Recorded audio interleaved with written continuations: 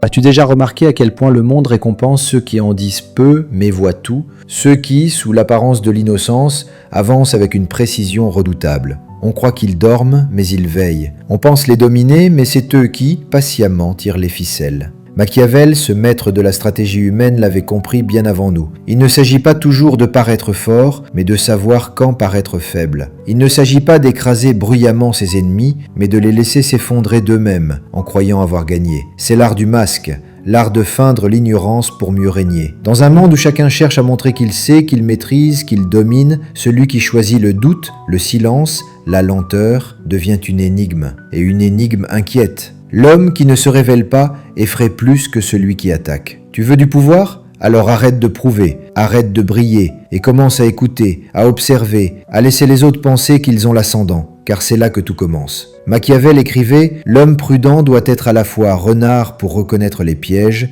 et lion pour effrayer les loups ». Mais ce que la plupart oublient, c'est que le renard ne brogne pas. Il se cache, il observe, et il frappe quand tout le monde dort. Pose-toi cette question. Combien de fois dans ta vie as-tu perdu en voulant prouver ta valeur ? Combien de fois t'es-tu précipité pour avoir raison, pour montrer ta compétence, pour imposer ton idée, et tu as vu l'opportunité te glisser entre les doigts ? Parce qu'au moment où tu criais ta puissance, quelqu'un d'autre, silencieux, noté, préparé, attendait. Les gens brillants mais bruyants attirent la lumière, mais aussi la jalousie, la critique, la résistance. Tandis que ceux qui adoptent une posture humble, parfois naïve en apparence, se faufilent entre les lignes. On ne les craint pas, on les ignore, jusqu'au jour où il est trop tard. Tu veux un exemple ? Regarde César Borgia, protégé du pape, observé par tous, il aurait pu faire le coq, imposer sa lignée, montrer les dents, mais non. Il a tissé son ascension dans les ombres, jouant les dociles, les conciliant, et quand ses ennemis baissaient la garde, il les faisait disparaître. Compare cela à Charles le Téméraire.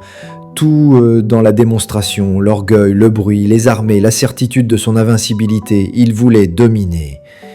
Il est tombé dans un piège qu'il n'a même pas vu venir. Tu sais pourquoi ? Parce qu'il montrait toutes ses cartes. Et Machiavel aurait dit « Celui qui se dévoile trop tôt perd avant d'avoir combattu ».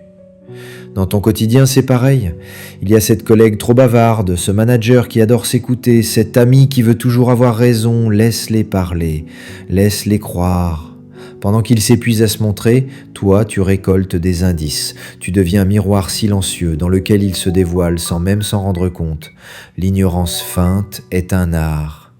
Elle demande plus d'intelligence que la confrontation. Il ne s'agit pas de se taire bêtement, il s'agit de parler moins pour entendre plus, d'être présent sans s'imposer, d'être lent pour que l'autre accélère et se trahisse. Un jour, quelqu'un t'humiliera, pensera t'avoir mis KO. Ne réponds pas, observe, apprends et prépare-toi, car l'heure viendra où ce silence deviendra ton arme. Un mot au bon moment vaut plus que 100 discours. Une décision inattendue, un geste précis, et tout bascule. Mais attention, trop de silence, trop de retenue peut te faire passer pour un véritable idiot. Et c'est là que tu dois laisser filtrer une étincelle, une remarque bien sentie, un regard qui glace, une précision qui surprend, juste assez pour que l'autre sente une tension et se demande « Ai-je mal jugé ?» C'est ce doute-là qui te protège, et c'est ce doute que tu cultives.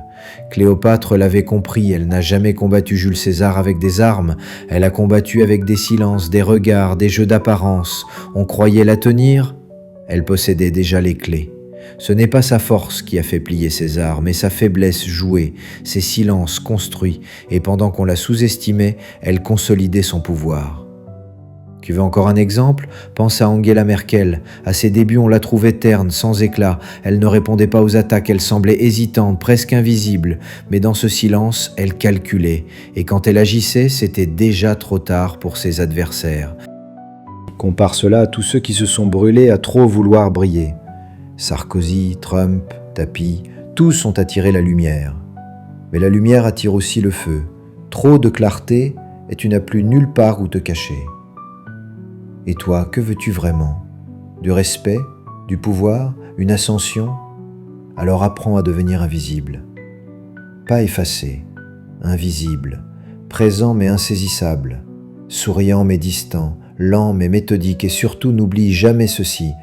Les hommes simples se laissent piéger par ce qu'ils désirent croire. Fais-leur croire ce qu'ils veulent voir. Ils t'ouvriront toutes les portes. Ton manager pense que tu es lent, laisse-le le penser. Ton concurrent te croit naïf, encourage-le à le croire. Plus il baisse la garde, plus tu gagnes du terrain. Et un jour tu agiras, pas dans la violence, pas dans le chaos, mais avec une efficacité qui fera taire les plus bruyants. Machiavel te le répéterait, le pouvoir véritable ne crie pas, il s'insinue, il attend, il frappe au moment exact. Et la fortune, cette maîtresse capricieuse, ne s'offre pas à ceux qui s'imposent de force, elle se donne à ceux qui savent danser avec elle dans l'ombre.